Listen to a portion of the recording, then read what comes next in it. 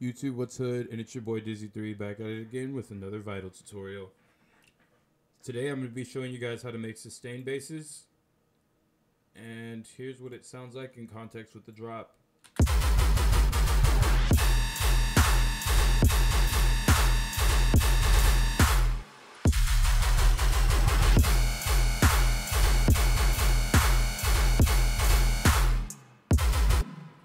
Obviously I need to turn the snare down, but this is the sustain bass I'm talking about.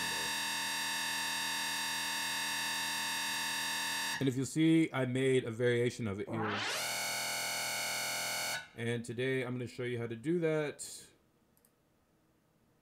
And it's actually not as tough as you think it is. Oh.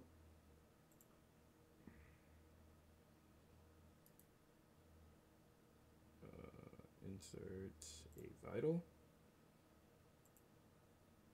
And first thing I'm going to do is cut this and put it in there. Delete these two. I'm not really using them.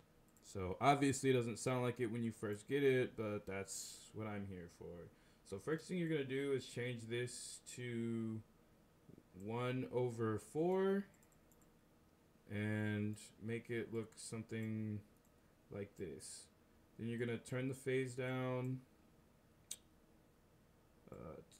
You can leave the level actually where it's at for this. I turned the transpose down all the way to 24, the usual. Then I actually came in here and went to factory and went to low high fold.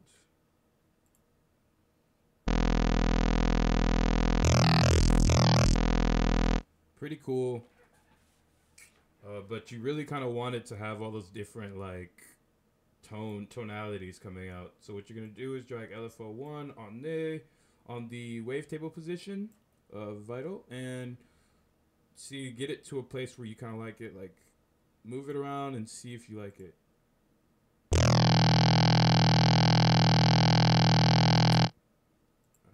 that's sounding pretty cool so far. Okay. Then what you're gonna do is add your second LFO for this one, basic shapes. And what I usually do is basic shapes, FM, but turn it all the way down. And then I will put an LFO on it after I turn this down to 2. And I'm just gonna listen to it right now, see what I've got. And then what I'll usually do is play with the basic shapes and get different tones and see which one I like.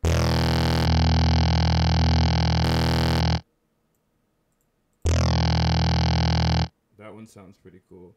And then I'm also going to come in here and put this LFO on the FM from oscillator 2, but probably not too much because it'll sound really intense if I do.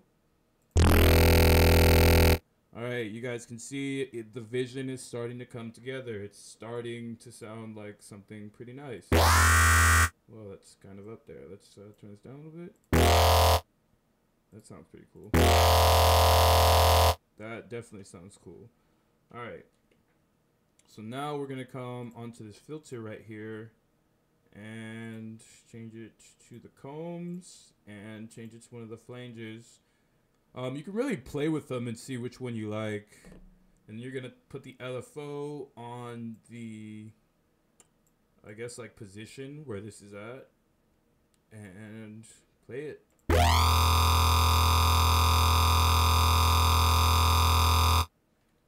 So as you can see, it adds like another ring. It adds another ring or harmonic to it. So you can kind of like play with this thing and like see if you get a tone that you really like. So I'm not gonna lie, I actually really like that already. Sounds really fat and nice. Then I'm gonna come over here and put the compressor on. Usually kind of like play with this a little bit. Bring these up. You don't have to do like all this. You can kind of just turn it on. But it really just kind of like brings it out when you bring these up a little bit. Turn the mix down a little bit because I don't want it to be like insane or anything. Put some distortion on it, and I usually like to mess with hard clip, sine fold, or linear fold. Come over here, put LFO1 on the drive, but not too much because it's gonna be really screechy if you do.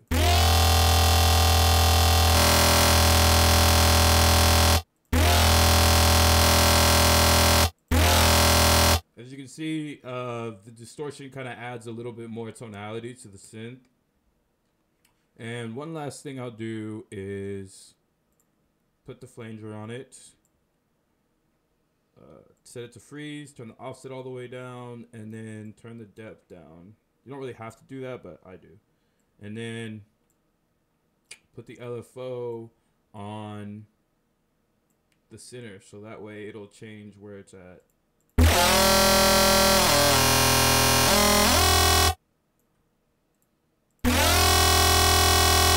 So as you can see, we've got a pretty solid sounding sustain bass. And then, let's see. I routed it. Just put some reverb on it. You guys can take a look at the settings I did right here. And then just a little bit of a high dip, because there was just kind of a lot going on and it sounded a little muddy, so I kind of wanted to get rid of that to bring out more of the regular part. Okay, so let's see.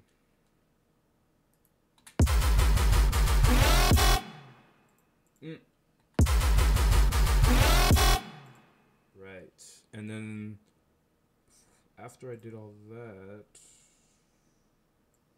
I'm gonna turn this down a little bit. There we go, there we go. And one other thing I did was I put a filter on it, so that way whenever it's coming in, it's like filtered.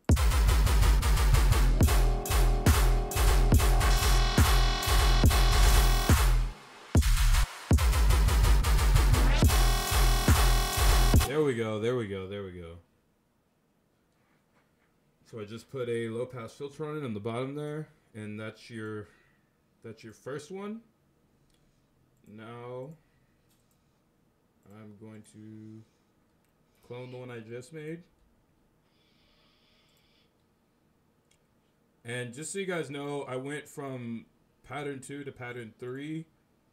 And on pattern 3, I already have the other one made, so I'm just gonna cut it out of that one and bring it to the one that I just made, which I believe, which one? Okay, so this is that one, and this one is the one that I just made, the regular Lido, right?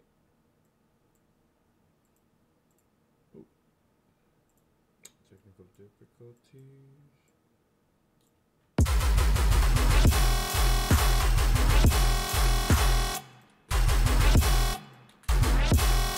Okay, so that's the one I just made. And so what you're going to do is just come in here and change where the flanger position is at for the second part.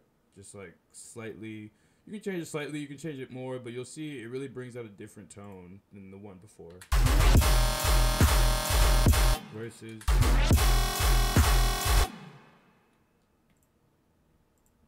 So yeah, that's really kind of it. If you don't want to choose the high fold, there's like always different other ones you can choose.